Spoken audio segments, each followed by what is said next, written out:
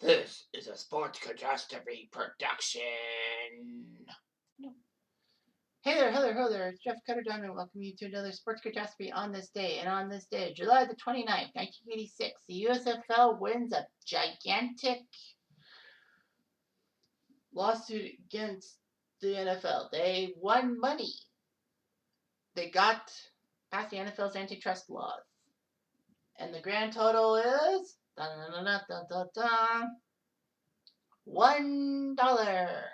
Yeah, I know the picture says $3 whatever cents, but basically that was because under antitrust laws it was tripled, and then they added interest. So basically the USFL won $4. Jeez, a Nintendo is like $100. Was like $100 back then, something like that. But yeah, jeez. Anyway, I'm gonna track down the USFL and talk to you about the USFL in this video because there's no other reason why I should. So anyway, the USFL was a football league that played from 83 through 85. In fact, it was great. It was a spring-summer schedule, and basically football fans wouldn't have to miss out on football after the NFL left for the off season. They wanted the 86 season to be played in the autumn/winter to directly compete against the NFL. But the USFL ceased operations. The USFL had some stuff going around it. They had the Dixon plan, the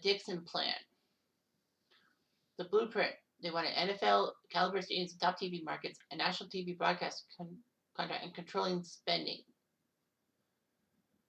A lot of people abided by this thing, but problems arose before the teams took the field. Franchises took financial hardship and instability. And because of the NFL's pressure, franchises had difficulty securing leases in stadiums that were used by NFL teams themselves. So they had to find alternative venues in their city or move to a new market. And the USFL had no hard salary cap.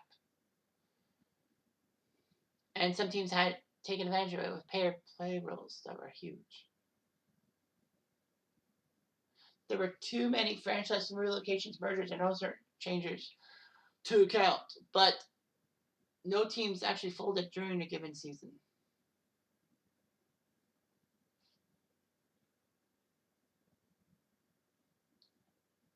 The Michigan Panthers were the first USFL champions. The Philadelphia Stars and the Baltimore Stars won the other ones. The USFL in 84 decided to vote to move from spring to fall in 86 to compete with the NFL. And the man who was basically urging them to do it, you know who he is. Yes, that guy. The Don.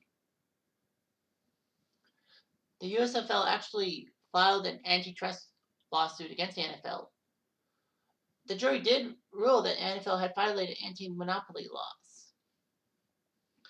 But it was a victory in name only, as the USFL got the judgment of only $3. By the time the league folded, it lost 163 million American. Today's dollars, that would be about 389 million. However, there were some good news. The significance was that the USFL actually started players' careers before they got to the NFL. Herschel Walker, after leaving the University of Georgia, played in the USFL before he went to the Dallas Cowboys and subsequently the Minnesota Vikings. Doug Flutie, after he left Boston College, went to the USFL before he went to the NFL with New England and Chicago. Failed miserably because people didn't trust an undersized quarterback, and then he left for the CFL when he was a superstar. And Mike Rozier even did that after he won the Heisman. Reggie White, Gary Zimmerman, Jim Kelly, Steve Young, they all started their professional careers in the USFL, which was pretty amazing and all that. Reggie started, I forgot Reggie White was in the USFL before he went to Philadelphia and then subsequently Green Bay. Jim Kelly went to the USFL, I think, because he didn't want to play in Buffalo, but he changed his mind after the USFL folded. Steve Young was a USFLer before he went to Tampa and then subsequently San Francisco. Yeah, so yeah.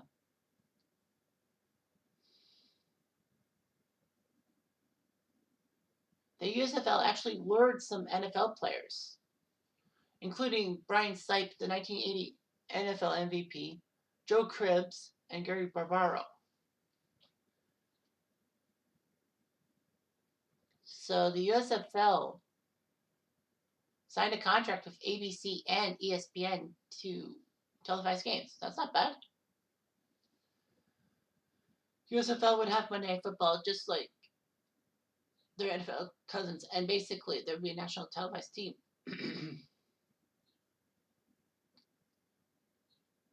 USFL had a lot of issues.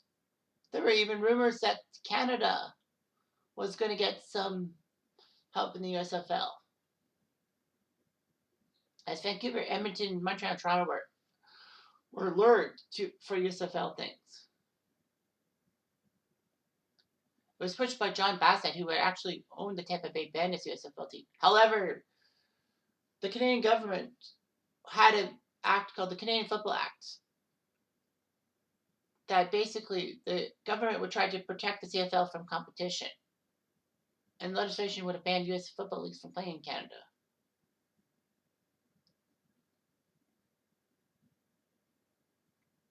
So not too good and all that. The Boston Breakers, who would then move to New Orleans and Portland in subsequent seasons. I think they were the only franchise to go through 3 cities in 3 years, had stadium problems. They wanted to play Harvard Stadium and Sullivan Stadium, but they failed. Fenway Park couldn't be done, so they had to go to Boston University's park. Anyway, there are a lot of things going on and all that. Denver actually had the best attendance despite a 7-11 season, because many Broncos did play for the Denver Gold.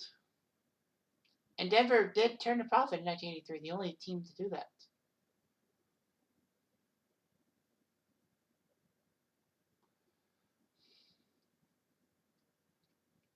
Philadelphia looked like they were going to win the title, the first USFL title, but they lost to Michigan,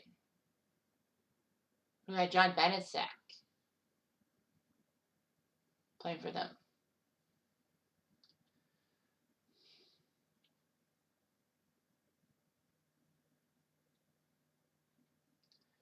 So then in 83, New Jersey Generals were sold to real estate magnate Donald Trump. Oh boy. So the USFL expanded from 12 to 18 teams before the 84 season.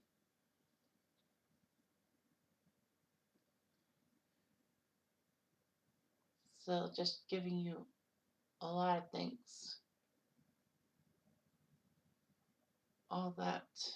Los Angeles, the LA Express signed Steve Young to a $40 million guaranteed contract. I think it was a 4-year contract. Anyway, Philadelphia did win the championship over the Arizona Wranglers, 23-3. So Philly won.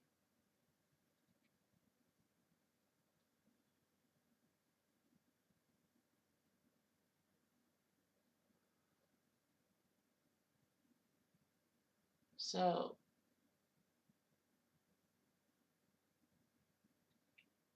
that was amazing and all that.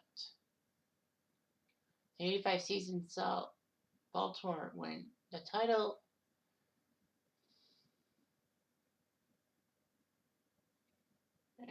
Yeah, so there were some marquee stars that came there. Spring and fall schedule, there was always that problem, and then the lawsuit where they got for $3 in damages.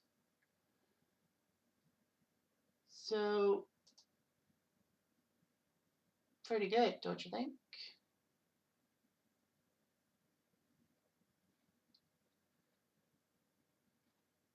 One of the biggest one of the big NFL teams that had done well with the collapse of the USFL was the Buffalo Bills, because Joe Cribbs, Jim Kelly were coming in, and then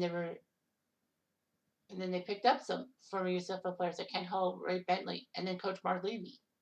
Buffalo would rise up to becoming potential stuff. Sean Landeta was the last USFLer to be on an NFL roster. He punted for Philadelphia in the USFL and signed late by the Giants in '86. He would retire in March 2008. And the last non-kicker was Doug Flutie, who played in the NFL until 2005. That's kind of funny.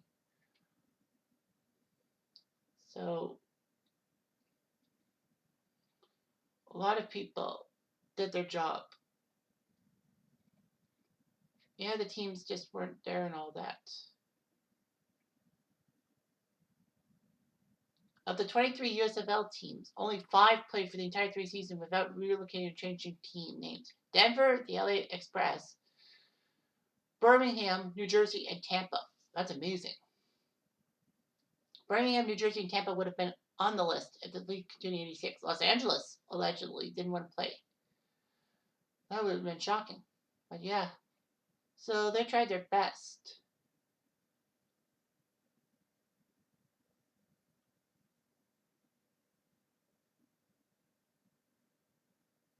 So, yeah. The USFL competed against the NFL for players and all that. Kind of like the AFL did in college drafts, trying to get college players to play for them and not the NFL in the 60s. So, the USFL basically was a great league. It actually made the NFL stand up and notice and become better as an organization, just like the AFL did. So, USFL may be a failure, but it was a decent failure. It only lasted 3 years, but it still has impact on a lot of people today. Object Diamond, I do.